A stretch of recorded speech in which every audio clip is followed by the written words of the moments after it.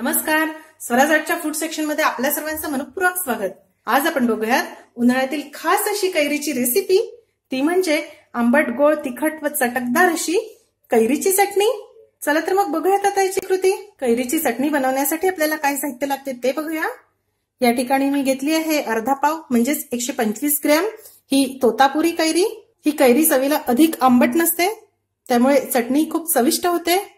कैरी पाण्याने स्वच्छ धुवून मी ती कापून घेतली आहे। या ठिकाणी चटणी बनवण्यासाठी मी थोडा कोवळी कैरी घेतली आहे, याची टेस्ट खूप छान येते। थोडा कोथिंबीर, साधारण 2 टेबलस्पून ओला नारळाचे काप, 1 टेबलस्पून फुटाण्याचा डाळ, 5 ते 6 लसूणच्या पाकळ्या, चवीनुसार हिरवी मिरची, साधारण अर्धा टेबलस्पून साखर, चवीनुसार मीठ, साखर व मिरचीचं प्रमाण तुम्ही तुमच्या आवडीनुसार कमी अधिक करू शकता। सर्वप्रथम कैरीचे पातळ काप करून घेऊया। तुम्ही ही जाड किसणीवर किसली तरीही चालेल।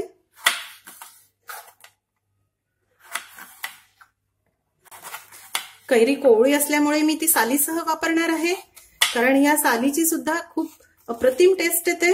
पण तुम्हाला आवडत नसेल तर तुम्ही ह्याची साल काढू शकता।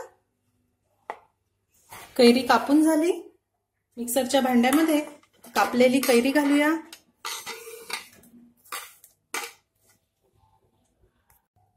हिरवी मिरची,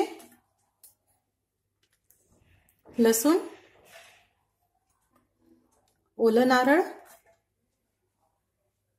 फुटाण्याचा डाळ चटणीमध्ये घातल्यामुळे चटणी अगदी छान मिळून येते। चवीनुसार मीठ, साखर, तुम्ही साखरेऐवजी थोडा गुळ सुद्धा वापरू शकता, आणि कोथिंबीर। आता आपण हे थोडं बारीक करून घेऊया। हे मिक्सरला थोडं वाटून घेतलं।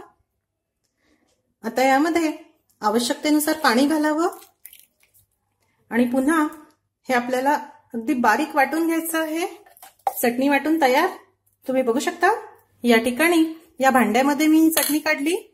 आता फोडणीसाठी काय साहित्य लागते ते बघूया। 1 टेबलस्पून तेल, थोडं जिरं, थोडी मोहरी, 4 ते 5 कढीपत्त्याची पानं, चिमूटभर हिंग आणि 1 वाळलेली बॅडगी मिरची। सर्वप्रथम तडका पॅन मध्ये तेल गरम करायला ठेवूया। तेल गरम झालं की त्यामध्ये मोहरी,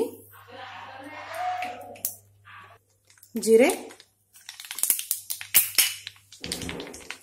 हिंग घालूया व गॅस बंद करू आणि या गरम तेलामध्ये ही मिरची घालूया।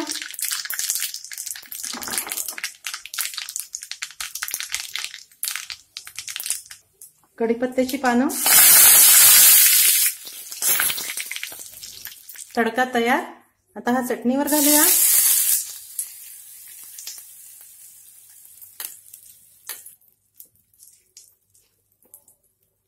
अतिशय चटकदार अशी कैरीची आंबट गोड तिखट चटणी तयार। तुम्ही ही कुठल्याही प्रकारच्या पराठ्यांसोबत खा, रोजच्या जेवणामध्ये तोंडी लावायला सुद्धा ही अप्रतिम लागते।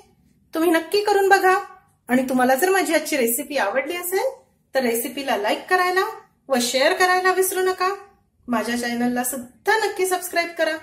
अशीच एक छानशी रेसिपी घेऊन भेटूया स्वराज आर्टच्या पुढच्या भागामध्ये। तोपर्यंत चवीने खा आणि निरोगी राहा।